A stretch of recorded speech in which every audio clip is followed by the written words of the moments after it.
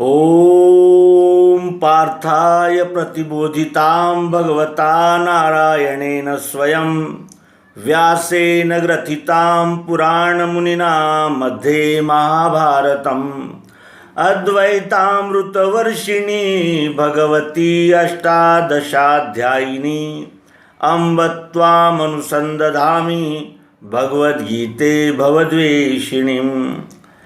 नारायण भगवान ने स्वमुख से पार्थ से है कही, जिसको भारत में सुछंद रच के श्री व्यास जी ने गही।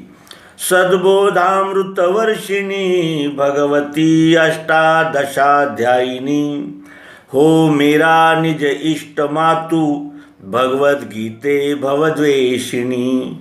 भगवद्गीते भवद्वेषिणी।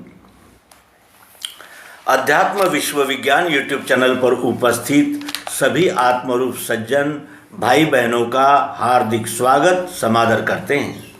मित्रों, बोलना अत्यंत सरल होता है क्योंकि बोलना ये तो हमारा नित्य कर्म है और जीभ भी बोलने के लिए ही मिली है, ये वाचा, और वाचा मिली है तो हम बोल तो देते हैं, लेकिन जो बोला हुआ है उसका मतितार्थ समझना और उस बोध के अनुसार अपने जीवन को ढालना, ये परीक्षा की घड़ी होती है।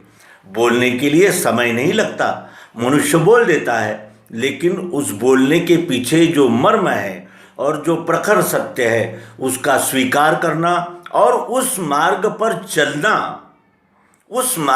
चलना ये इतनी सरल सामान्य बात नहीं है। और टीका करना और जिसे कहते हैं कि एक दूसरे को उपदेश देना, परोपदेश कुशल बहु तेरे, इस प्रकार का हमारे जीवन में क्षण क्षण में प्रसंग आता है। और हम भी अपनी विद्वत्ता बताने के लिए हम कितने जानकार हैं और हम कितने भाषा प्रवण हैं, भाषा प्रवीण हैं, ये दिखाने के लिए हम बार बार ऐसे उच्चार करते हैं जो उच्चार करने की हम में योग्यता भी नहीं रहती, लेकिन हम बोलते ज़रूर हैं। और इसलिए बोलते हैं कि लोग हमारी प्रशंसा करें, स्तुति करें और कहें कि कितने बड़े महात्मा हैं, कैसे अर्थगर्भित और महत्वपूर्ण बातें करते हैं। लेकिन उन्हीं के जीवन, अगर हम अपने ही जीवन की ओर ध्यानपूर्वक देखें तो इन शब्दों को उच्चारने की योग्यता भी हम में नहीं है, और यह हमें प्रकर्ष से बार बार अनुभव में आता है। आइए, प्रश्न अत्यंत गहन है और प्रश्न इतना मौलिक है कि हमारे संपूर्ण जीवन को निर्वाण की ओर, आत्मजय की ओर ले जाने वाला ये प्रश्न है, और इस प्रश्न का विचार हम इस अंक में करेंगे। अध्याय 5वां, श्रीमद् भगवद गीता के 5वें अध्याय संन्यास योग में अर्जुन पूछता है, हे कृष्ण, त्याग कर्मों का कहते फिर योग भी, दोनों में फलदायी जो वो एक मुझसे कहो। आप दूसरे, तीसरे, चौथे अध्याय में ज्ञान की महत्ता बताते हो, कहते हो कि ज्ञान से ज्ञान से अपने जीवन को ढाल देना चाहिए और ज्ञान ही महत्वपूर्ण है, और फिर कहते हो कि कर्म करना चाहिए। तो ये संभ्रम निर्माण हो जाता है कि हम ज्ञान मार्ग से ही चले या कर्म ही करें। अर्जुन के ध्यान में ये बात नहीं आई कि ज्ञान का अर्थ होता है प्रकाश और कर्म का अर्थ होता है चलना। भले ही हमें कितना भी ज्ञान हो, लेकिन हम कर्म ही न करें तो उस ज्ञान का क्या उपयोग है। और अगर हम कर्म ही करते रहें और ज्ञान शून्य होकर कर्म करें तो ये कर्म का रास्ता तो अंधा हो जाएगा, फिर हमें कांटे और अनेक प्रकार की खाई खंदक में ले जाकर छोड़ देगा। यानी ज्ञान ये उजाला है और कर्म है उस पर चलना, ज्ञान पर चलना ये कर्म है जो कल्याणप्रद होते हैं। अर्जुन की बात तो सत्य है। अर्जुन को भगवान श्री कृष्ण जी ने कहा था कि अर्जुन, अरे आत्मा तो अजर है, अमर है, अव्यय है, नित्य है, उसके लिए क्या शोक करना है। और दूसरी ओर अर्जुन को भगवान श्री कृष्ण कहने लगे कि उठ, धनुष्य उठा और युद्ध कर। तो अर्जुन संभ्रम में आ गया है। तो अर्जुन के निमित्त से जो भगवान श्री कृष्ण जी ने उपदेश दिया है उसका हम अवलोकन करें। संन्यासः कर्मयोगश्च निःश्रेयस करावुभौ तयोस्तु कर्म संन्यासात् कर्मयोगो विशिष्यते। कर्मयोग कर्म त्याग दोनों में हित है भरा, इनमें कर्म का योग श्रेष्ठ है कर्म त्याग से। जानो वो नित्य सन्यासी राग द्वेष जिसे नहीं, निर्द्वंद्व वो महाबाहु सुख से बंध से बचे। अरे कर्म योग और कर्म त्याग इन दोनों में हित ही भरा हुआ है और इनमें कर्म का योग श्रेष्ठ है कर्म त्याग से। कर्म त्याग से ज्ञान पूर्वक कर्म करने का योग श्रेष्ठ है अर्जुन। और जानो वो नित्य सन्यासी, वो नित्य सन्यासी है कौन? जो निर्द्वंद्व है, यानी कर्म करूं या ज्ञान ही प्राप्त करूं ऐसे जो द्वंद्व से पार हो गया है। और ऐसा जो निर्द्वंद्व व्यक्ति होता है उसे राग द्वेष नहीं होता, और वो जिसे राग द्वेष नहीं होता वही इस बंधन से, कर्म और ज्ञान इस उहापोह से वो बच जाता है और अत्यंत सरलतापूर्वक इस जीवन की कृतकृत्यता को प्राप्त करता है। ज्ञान कर्म पृथक माने अज्ञानी पंडित नहीं, यथार्थ एक करने से दोनों की फल प्राप्ति है। ज्ञान और कर्म को अलग अलग मानते हैं वो मूर्ख होते हैं। अर्जुन, जो पंडित होते हैं वो दोनों को एक करते हैं और ज्ञान और कर्म को एकत्र करके वो यथार्थ रूप से फल की प्राप्ति कर लेते हैं। अज्ञानी और ज्ञानी में क्या फर्क है? ज्ञानी केवल ज्ञान मार्ग से ही जाता है या कर्म मार्ग से ही जाता है, उसे ज्ञानी नहीं कहते, वो तो अज्ञानी हो गया। ज्ञानी वो है जो कर्म को ज्ञान से और ज्ञान को कर्म से जोड़कर यथाविधि और जिसे कहते हैं कि जागृत रहकर कर्म करता है। यहाँ भगवान श्री कृष्ण जी कहते हैं कि जो स्थान सांख्य योगी का वही है कर्म योग का, ज्ञान योग एक ही है देखे ये वह जागता। अयोगी को महाबाहु संन्यास दुख से सधे, योग युक्ति मुनि को ही ब्रह्म तत्काल है मिले। जो ज्ञान और कर्म को पृथक पृथक मानते हैं वो उनको तो न ज्ञान सिद्ध होता है न कर्म का लाभ होता है, लेकिन जो योग युक्त होता है, जो जिन्होंने ज्ञान और कर्म का योग कर लिया है, उसी मुनि को, उसी मननशील व्यक्ति को ब्रह्म तत्काल मिल जाता है। क्योंकि ज्ञान से कर्म पृथक नहीं है और पृथक से ज्ञान से कर्म पृथक नहीं है और कर्म से ज्ञान पृथक नहीं है। योग युक्त शुद्ध चित्त वश में मन इंद्रियां, भूतों में आपको देखे करे भी कर्म मुक्त हो। यह अत्यंत मौलिक संदेश यहाँ हमें प्राप्त हो रहा है कि योग युक्त, जिसने पिंड ब्रह्मांड की एकात्मता सर्वांग योग युक्ति के द्वारा प्राप्त कर लिए है उसे योग युक्त कहते हैं। और शुद्ध चित्त किसे कहते हैं? जिसके चित्त में मलिनता न हो। चित्त में मलिनता कब आती है? चित्त यानी जो अपने चित्त है उस पर जो आवरण आ जाता है, जैसे द्वैत का आवरण है और अज्ञान का आवरण है, इस प्रकार के आवरण आ जाते हैं और ये हमारा मन बुद्धि ये मलिन हो जाते हैं। वो मलिनता को हटा देते हैं, उनका ही चित्त शुद्ध होता है। और वश में मन इंद्रियां, उनकी इंद्रियां वश में होती है, और जिनकी इंद्रियां वश में होती है वो भूतों में आपको देखे, इस प्राणी मात्र में ही परमात्मा को देखते हैं, वही कर्म करते हैं और वही यानी कर्म के अधिकारी होते हैं और वही कर्म करते हुए भी मुक्त हो जाते हैं। अब इस बात को कहने में कितना समय लगा, लेकिन इसी को प्राप्त करने के लिए अनंत जन्म हो जाते हैं। और इसीलिए भगवान श्री कृष्ण जी कहते हैं कि मेरे तेरे अनंत जन्म हो चुके हैं परंतप मैं जानता हूँ तू नहीं जानता। क्यों? क्योंकि तू इसी जन्म को और इसी शरीर को ही सत्य मान रहा है। देहाध्यास इतना मजबूत हो गया है कि देह को ही मैं हूँ ऐसा तू मान रहा है। तो कहने का आशय यह है कि इन कसौटियों को पूरा करना क्या इतना सरल है? योग युक्त पिंड ब्रह्मांड की एकात्मता प्राप्त करके मैं विश्वरूप ही हूँ, इस अकंप धारणा को प्राप्त करना क्या ये इतना सरल है? ये तो कसौटी है हमारे कर्म की और हमारे ज्ञान की। शुद्ध चित्त, अपने चित्त को शुद्ध करने के लिए संन्यास को प्राप्त करना पड़ता है। संन्यास का अर्थ क्या है? संन्यास किसे कहते हैं? अपने कर्मों का न्यास करना, यानी फलेच्छा को समर्पित भाव से विश्वरूप परमात्मा को छोड़ देना और कर्म फलों का त्याग करना और कर्तृत्व का अभिमान त्याग देना। क्या ये इतना सरल है? फिर वश में मन इंद्रियां, अपनी इंद्रियां जो है वो आँख, कान, नाक, त्वचा, जीभ, इनसे प्राप्त होने वाले शब्द, स्पर्श, रूप, रस, गंध, ये कितने अनंत है, कितने प्रकार के हैं, कितने व्यापक है, और इनको वश करना कितना कठिन है। कोई शब्द में फंसा, कोई स्पर्श में फंसा, कोई गंध में फंसा, कोई रूप में फंसा।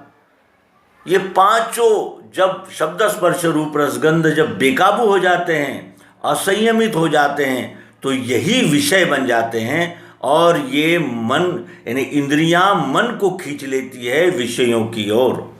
और फिर ये जैसे नाव तूफान में घूमे वैसे ही बुद्धि को हरे। लेकिन इनसे जो पार हो गए हैं, जो स्वाध्याय, अभ्यास और वैराग्य के मार्ग से गए हैं, वो भूतों में आपको देखे। ये अनेक रंग, रूप, आकारों और प्रकारों में जो विभिन्नता दिख रही है, उसमें एक ही आत्म तत्व का दर्शन कर लेते हैं। वही करे भी कर्म, वो कर्म भी करते हैं तो भी मुक्त ही होते हैं। अर्जुन, मैं कुछ भी नहीं करता माने ये युक्त तत्वविद, सुने, छुवे, लखे, सूंघे, खावे, सोवे ही ले चले। सब क्रियाएं करता है, सुनता है, छूता है, देखता है, सूंघता है, खाता है, सोता है, हिलता है, चलता है। लेकिन ये सब क्रियाएं करते हुए भी वो पक्का उसको आत्मबोध होता है कि मैं कुछ भी नहीं करता, मैं कुछ भी नहीं करता। तो फिर ये क्रियाएं करता कौन है? ये क्रियाएं करने वाले तीन गुण हैं जो प्रकृति की क्रिया शक्ति होती है। और वो तत्वविद जो तत्व के द्वारा इस विश्वरूप परमात्मा को जान गया है, वो बोले, त्याग करे, लेवे, वो खोले, नेत्र मूंद ले, इंद्रियां इंद्रियार्थों में खेले हैं यह धार के। इंद्रियां अपने अपने विषयों में, अपने अपने तन्मात्राओं में प्रवृत्त होती है। ये इंद्रियां अपने इंद्रियार्थों में खेलती है। ये झार कर, यानी इसको आत्मसात, यानी जिसे कहते हैं बोध देकर, वो ये जानते हैं कि इंद्रियां इंद्रियार्थों में खेलती है।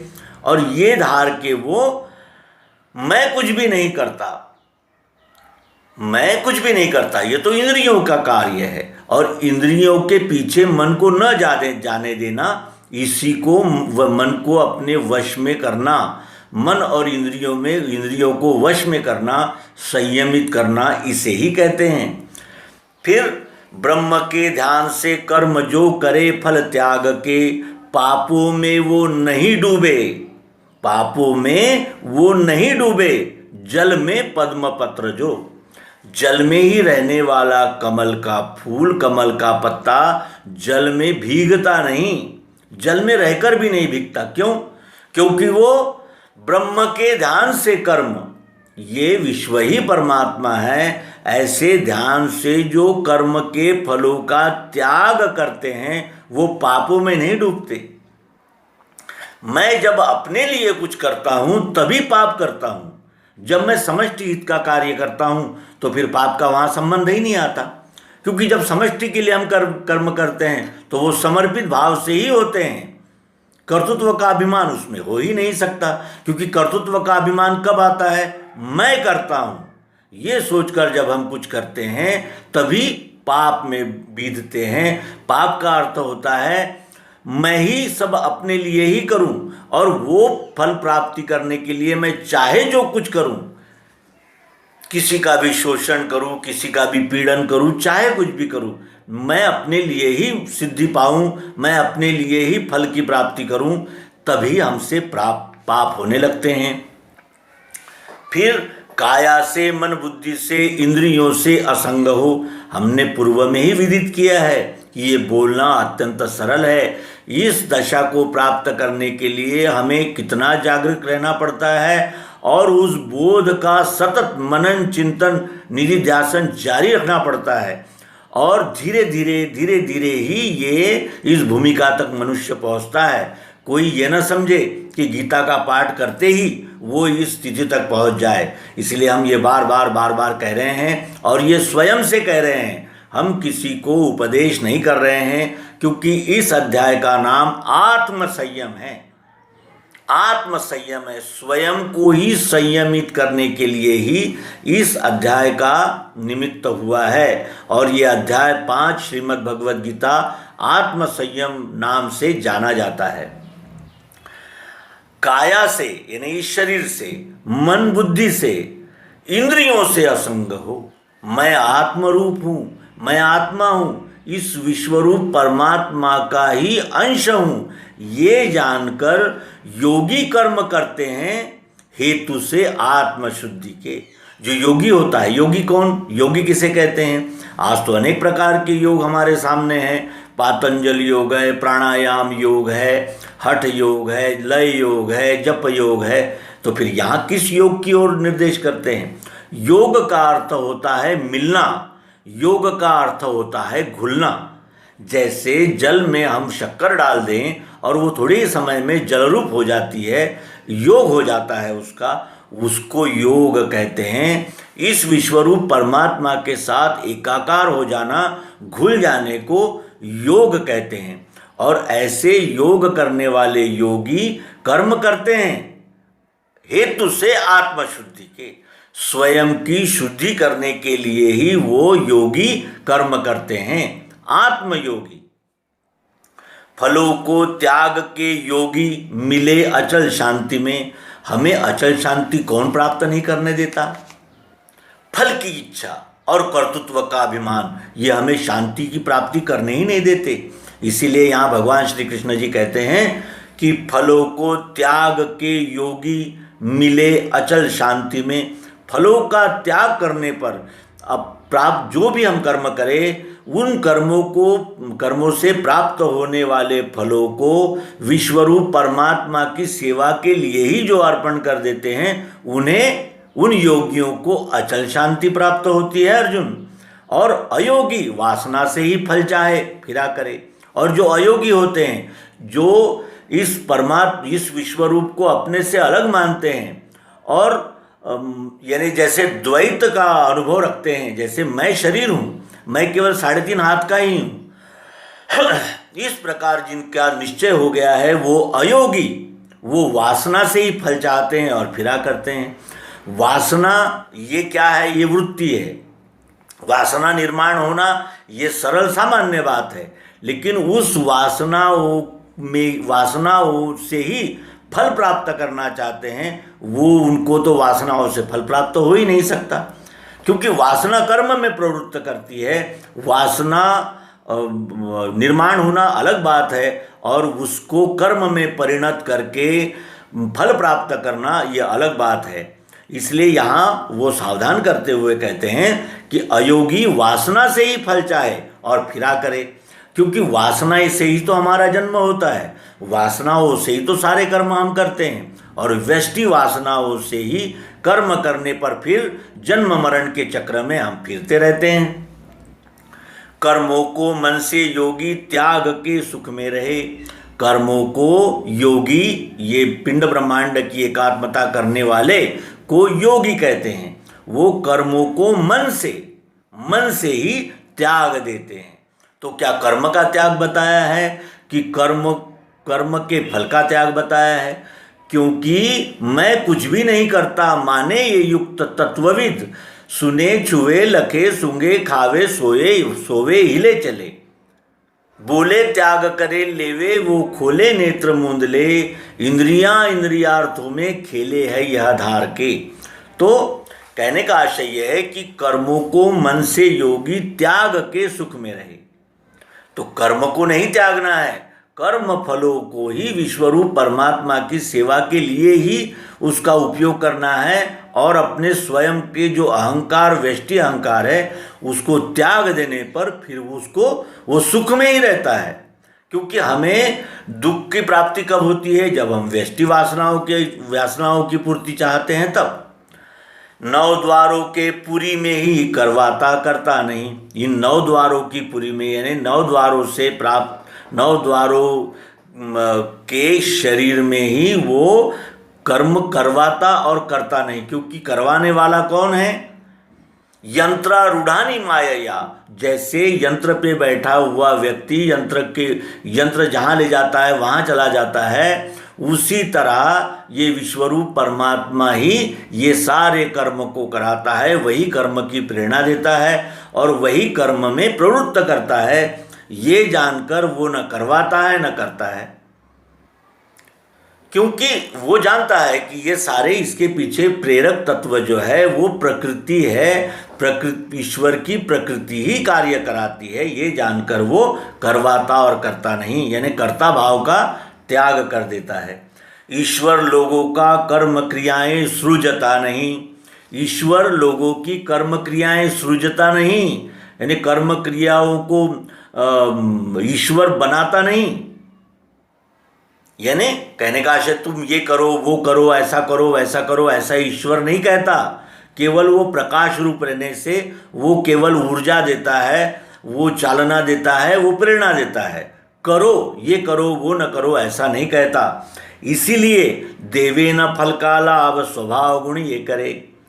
इसलिए जब वो कर्म की प्रेरणा भी नहीं देता तो फिर फल का लाभ भी नहीं देता।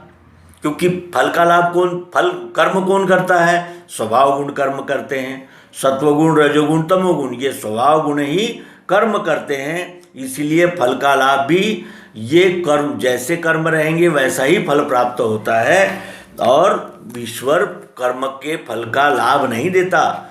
क्योंकि कर्म जो है वो त्रिगुणात्मक होते हैं और जैसे कर्म वैसे फल मिलते हैं, उसमें ईश्वर का कोई भी हस्तक्षेप नहीं होता। प्रभु आप नहीं धारे किसी के पाप पुण्य को। इसीलिए फिर जब वो कर्म ये करो वो करो भी नहीं कहता है ईश्वर, तो फिर प्रभु आप नहीं धारे किसी के पाप पुण्य को।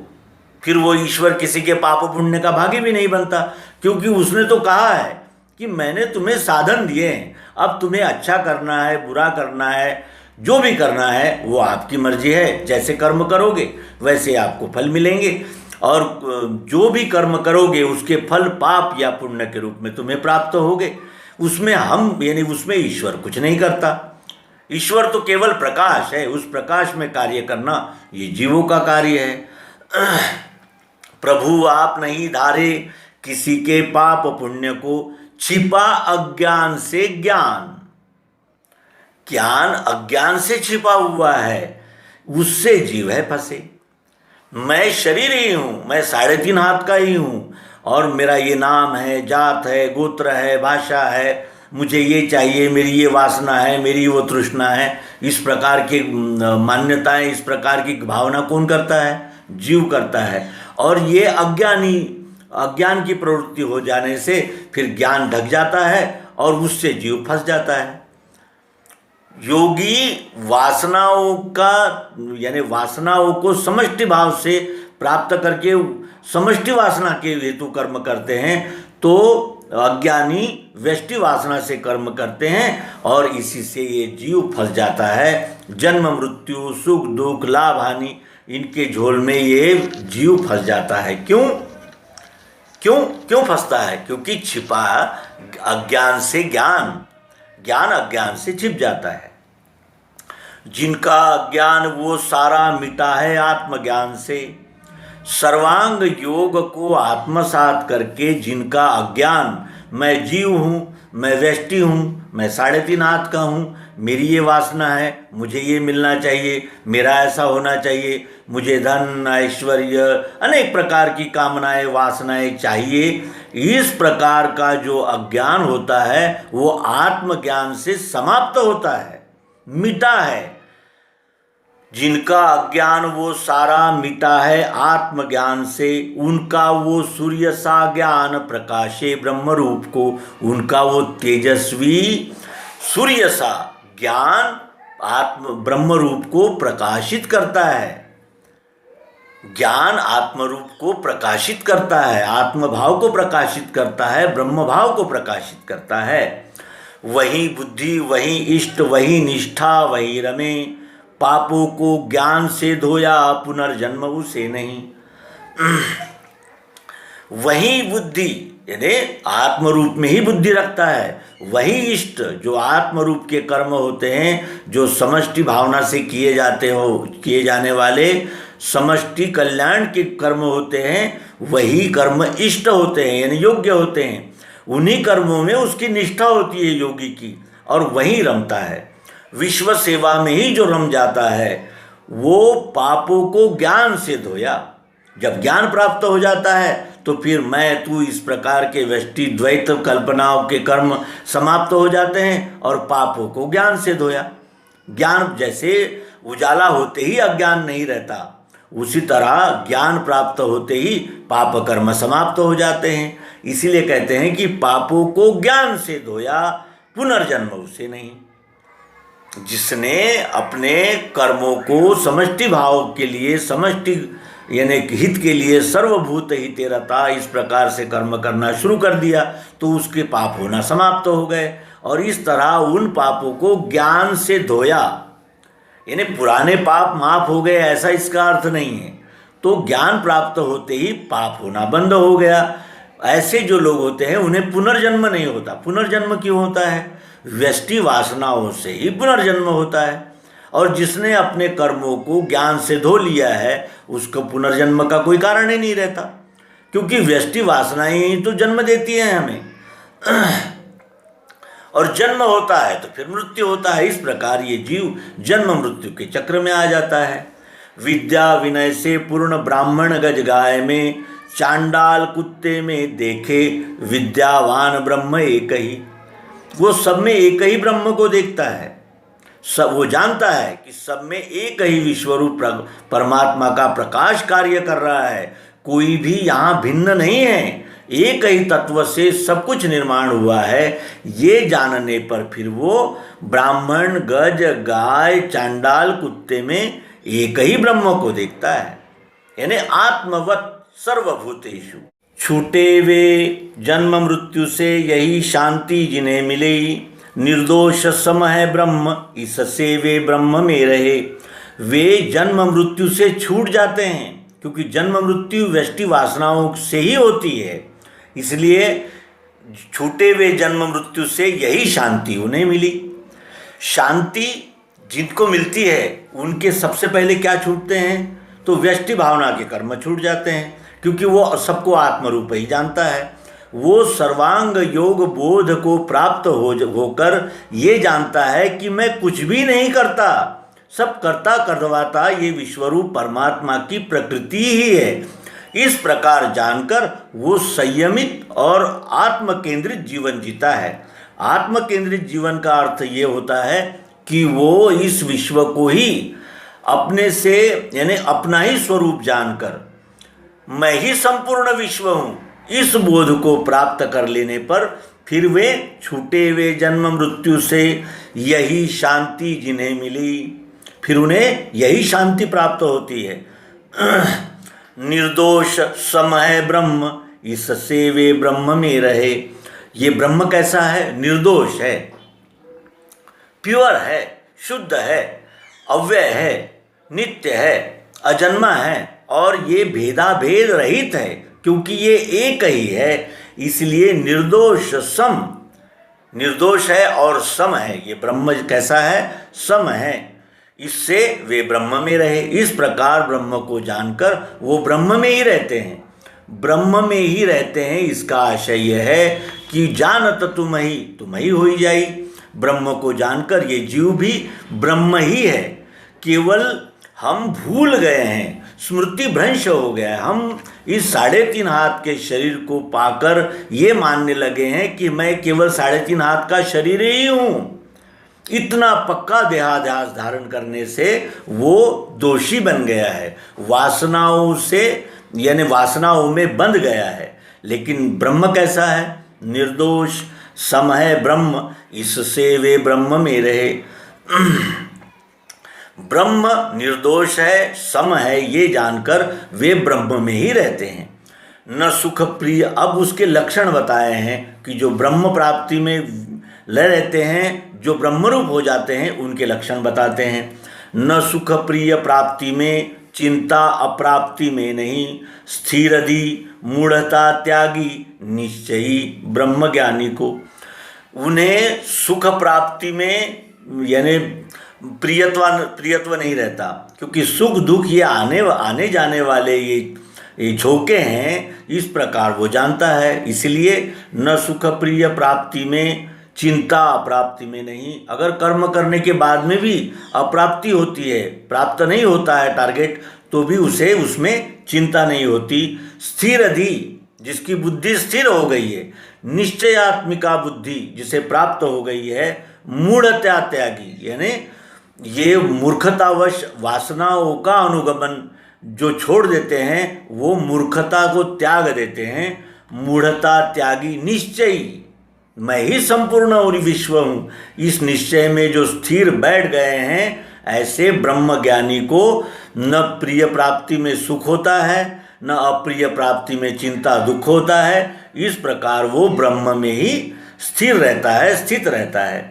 बाहरी स्पर्श का त्यागी आत्मा में सुख जो लखे, जो आत्मा में ही सुख को देखता है, सुख का अनुभव लेता है। बाहरी स्पर्श का त्यागी यानी बाहर आत्मरूप को छोड़कर बाहर कुछ सुख मिलेगा, इस प्रकार के अज्ञान से जो निवृत्त हो गया है, वो ब्रह्म योग युक्तात्मा लेवे हैं सुख अक्षयी। ये ब्रह्म का योग प्राप्त करके उस योग पर आरूढ़ होने वाला अक्षय सुख को प्राप्त करता है। आत्म सुख ही अक्षय सुख है। यहाँ भगवान श्री कृष्ण जी अर्जुन को बोध दे रहे हैं और साथ ही सावधान भी कर रहे हैं कि ये इंद्रियों के भोग सारे आवागमन युक्त है। ये इंद्रियों के सारे भोग आवागमन युक्त है, आते हैं जाते हैं।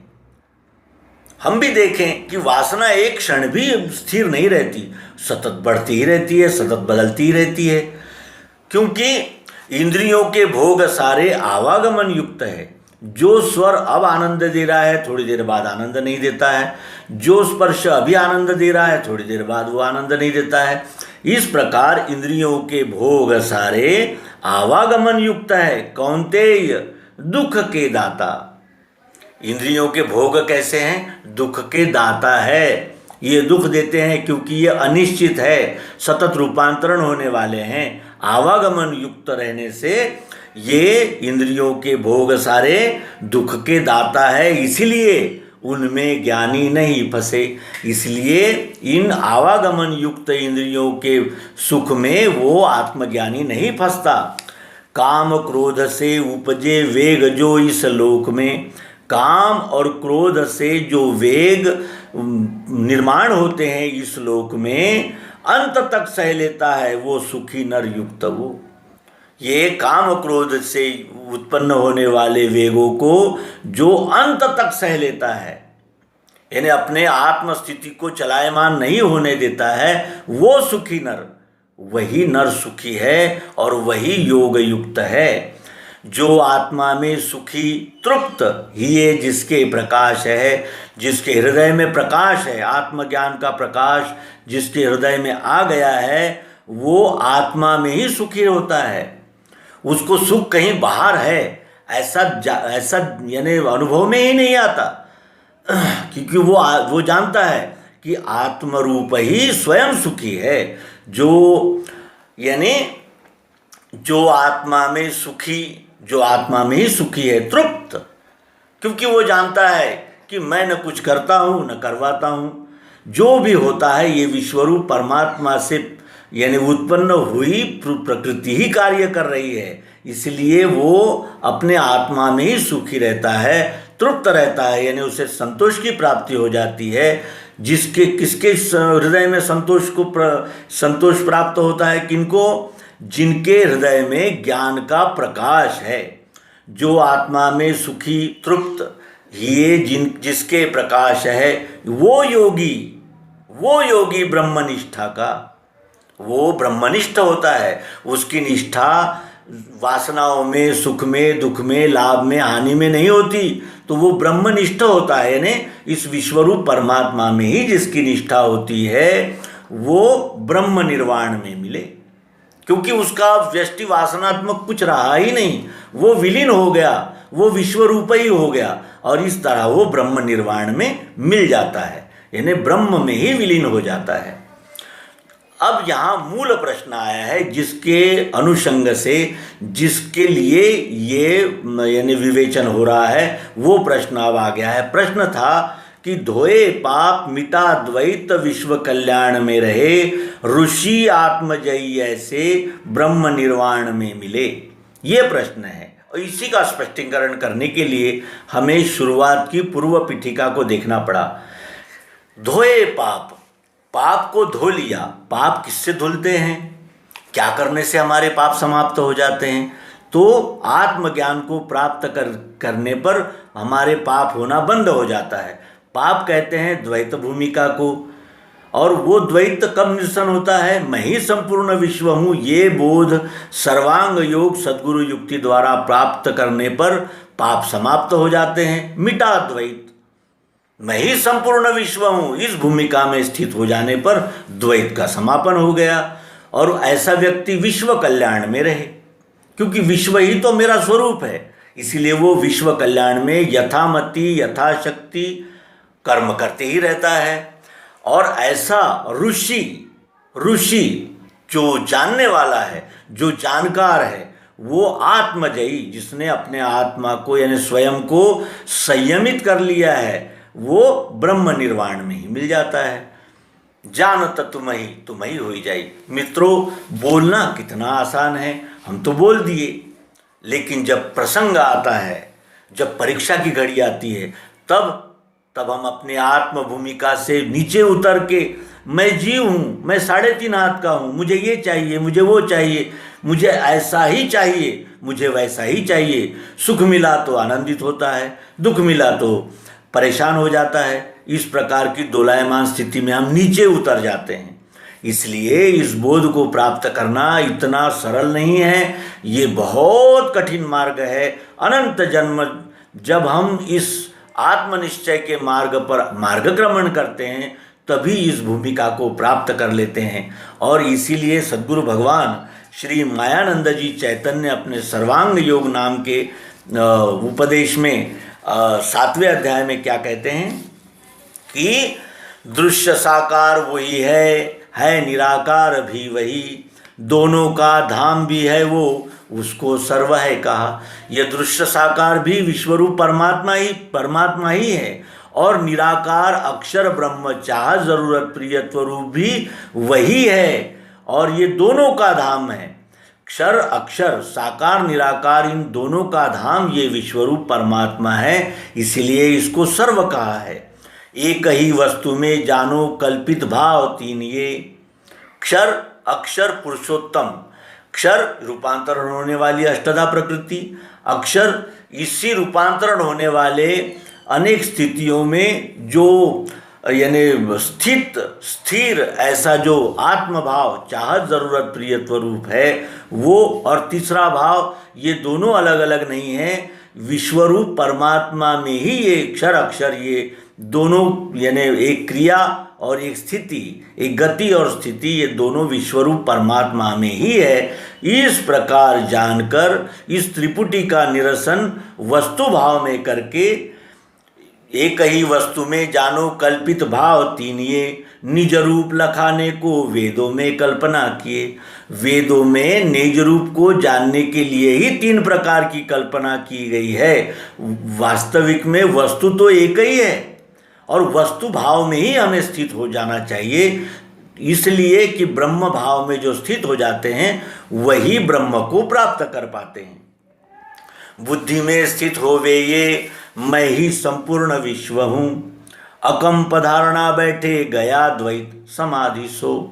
समाधि की अवस्था ये अखंड रहने लगे, अनन्यता मिली उसको, वेदों का सार भी मिला। अनन्यता को प्राप्त करने पर ही ये स्थिति प्राप्त होती है। ये अनंत जन्मों का प्रवास है और इस प्रवास को हम तत्वनिष्ठ बनकर तत्ववेत्ता जनों के मार्गदर्शन में और ज्ञान के प्रकाश में ही पार करेंगे।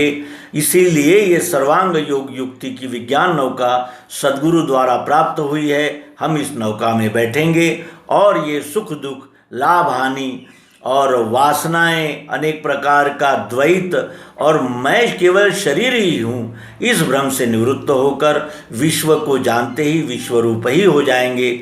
इस प्रयास में हम सतत संलग्न रहेंगे। इसी सत्य संकल्प के साथ इस अंक को विराम देते हैं। धन्यवाद। नर्मदे।